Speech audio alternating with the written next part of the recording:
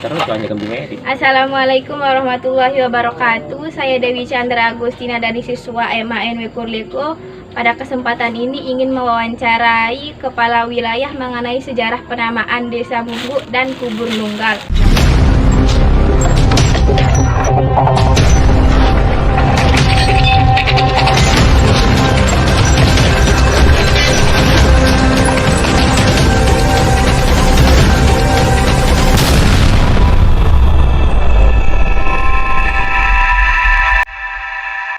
Bagaimana gambaran sejarah terbentuknya nama Munggu itu, dan apakah ada hubungannya nama Munggu itu, pembentukan nama Munggu itu dengan kerajaan yang ada di Lombok?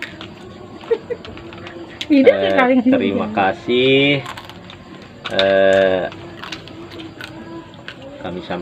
sampaikan kepada adik Chandra Dewi Agustina yang pada kesempatan malam ini sudi bertanya tentang sejarah nama Dusun Munggu itu dan kaitannya dengan kerajaan-kerajaan yang ada di Lombok. Nama Dusun Munggu itu asal katanya Munggu ya. Munggu kalau diartikan dalam bahasa Jawanya itu singgah. Kenapa dia Munggu? Cerita orang-orang tua dulu pada zaman kerajaan Selaparang, dan kerajaan Selaparang itu waktu itu tentunya di bawah naungan kerajaan Majapahit, yang menjadi patihnya itu waktu itu Mahapati Gajah Mada.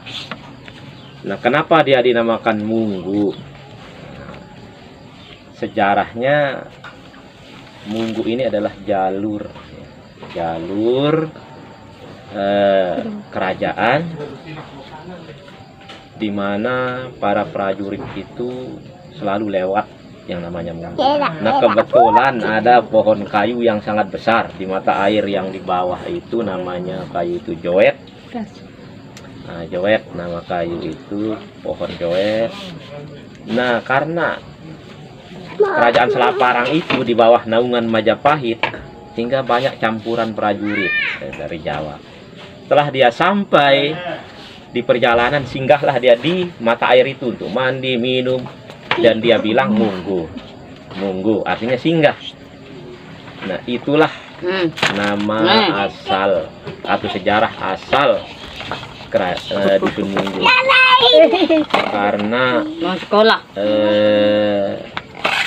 lama-kelamaan, tahun berganti tahun, menetaplah penduduk, bermukimlah warga di sana, terjadi populasi yang sangat padat.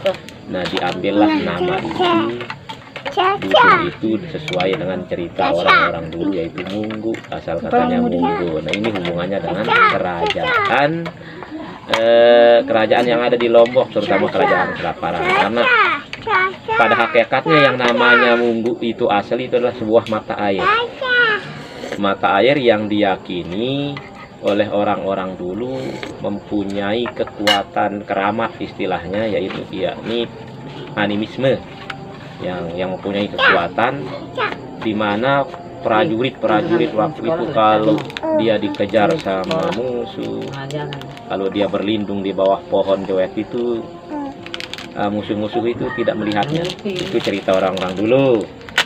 Nah, untuk zaman setelah kerajaan, kebetulan ada orang tua yang tokoh masyarakat di Dusun Munggu itu di zaman penjajahan terutama Jepang itu, tatkala dia dikejar oleh tentara Jepang, dia berlari ke bawah pohon joet itu. Nah, maka tentara itu tidak melihatnya. Nah, itulah salah satu kelebihan yang namanya Munggu.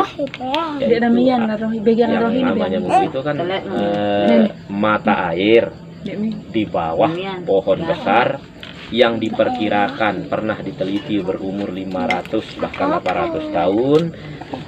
Nah, pohon yang sangat besar itulah sejatinya yang namanya Munggu. Karena adanya pertumbuhan penduduk, banyak penduduk yang menetap di sekitar itu, maka dusun tersebut dinamakan dusun Munggu.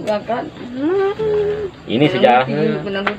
Karena persinggahan para prajurit di kerajaan Selaparang dulu ceritanya, misalnya di sana dia bilang monggo, monggo, monggo, singgah, singgah. Nah, di bahasa Sasak kan menjadi munggu. Adapun pertanyaan kedua, di dusun Munggu itu terdapat sebuah makam atau petilasan dinamakan dengan kubur nunggal. Apakah asal nama kubur nunggal itu?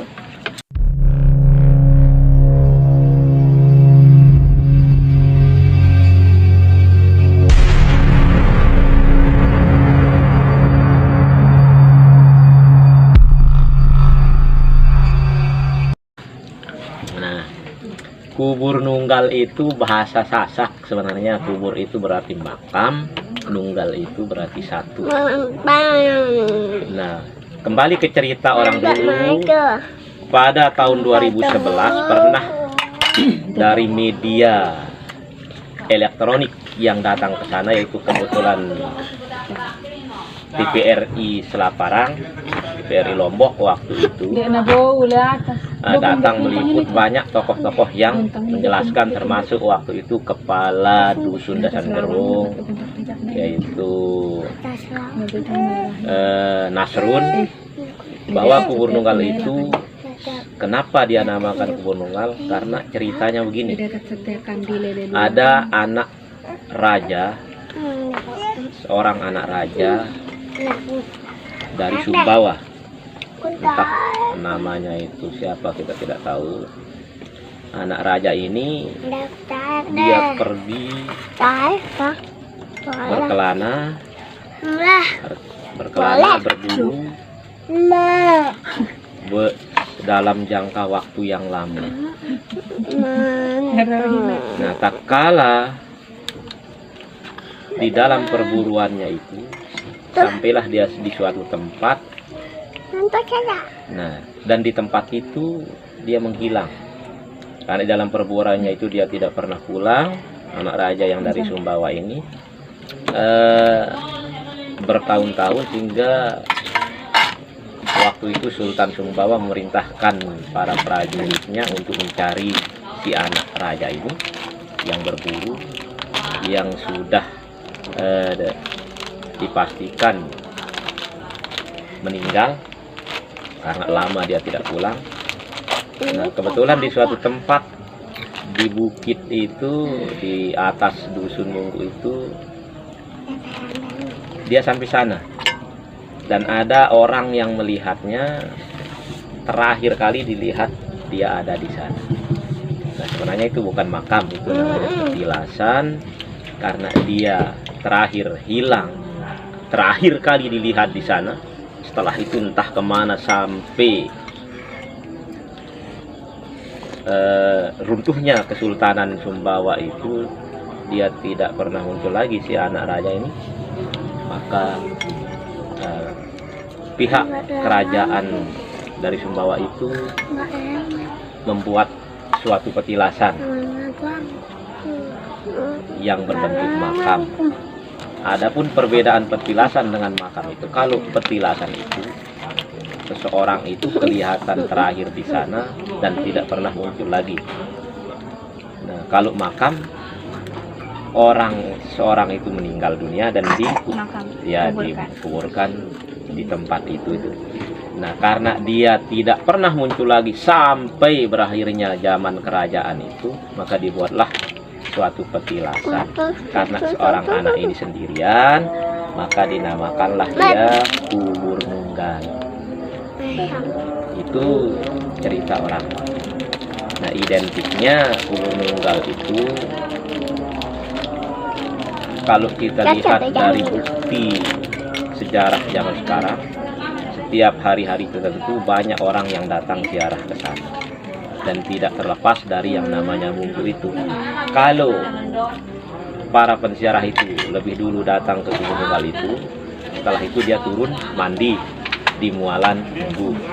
Kalau penziarah itu datang dari arah selatan, misalnya Korleku dan sebagainya, dia ke mata air Munggu dulu, baru naik ke kubur nunggal.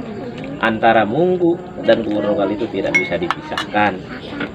Ya, Jadi ini menurut sejarah orang-orang tua. Kalau lebih-lebih dari bagian utara di wilayah Kerumut, kalau dia ada hajatan misalnya di tanah, ada acara perkawinan, kalau dia tidak mengambil air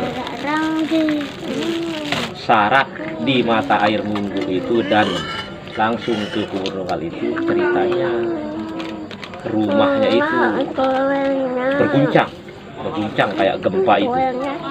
Makanya orang-orang utara seperti Kerumut, Gading itu sangat percaya dengan adanya kekuatan, adanya sugesti dari mata air Munggu dan kubur. Terima kasih kami sampaikan, mungkin hanya itu yang dapat kami sampaikan. Sekian, assalamualaikum warahmatullahi wabarakatuh.